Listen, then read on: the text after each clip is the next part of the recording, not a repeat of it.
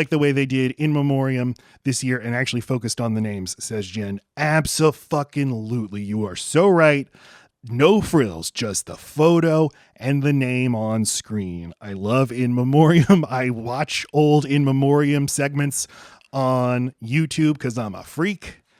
And they really, in the past few years, last year I think was the year that they put all the lesser names, like just stack them up in the background. So you had to freeze frame and look, is that my guy on there?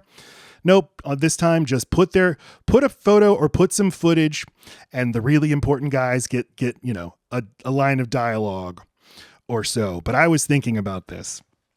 Well, first of all, shout out to We Hate Movies, the movie podcast whose host Chris Cabin coined the term Farina, where the Oscars In Memoriam leaves out somebody. And he named it after Dennis Farina, who was left out of the Oscars montage. I don't know when Dennis Farina died. So every year, his annual tradition is tweets out the Farinas. I cannot believe Tony Todd was Farina. That is absurd. Tony Todd leaves, just because of Candyman alone, leaves a huge legacy, because horror is the thing that lasts. Horror is the thing that gets passed down. Horror is the thing. Horror and other genres, but I think horror more than anything is the genre of movie that people will continue watching no matter how old it is. And obviously he also had a great career as a character actor in more mainstream movies, but Tony Todd not getting included in the In Memoriam montage is really, like, that's one of the bigger ones I can remember. Where's the wifey? Yeah, Lacey hates award shows. I tried to get her to come in because this one was going really well. Tony Todd was not included. He was Farinaed, as they say.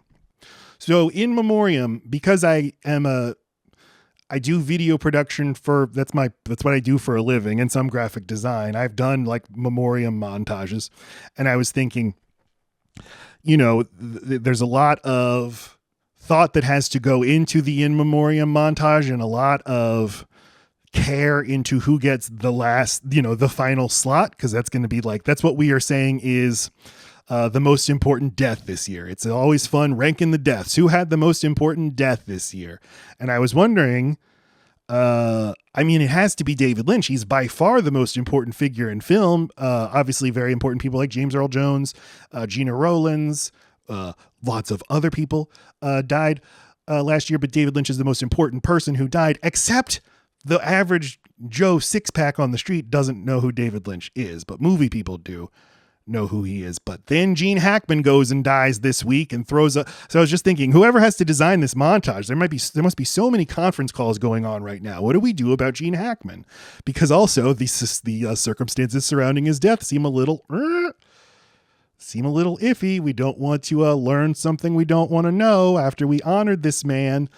This man who is, I've said it before, I'll say it again, my favorite actor of all time. But they did the right thing. They brought out Morgan Freeman, who co-starred with Gene Hackman twice. My friend Gene, we lost a legend. And then put him at the end of the montage. But I wonder, was David Lynch originally at the end of the montage and then they move him up and then put James Earl Jones between them as a buffer? We'll never know.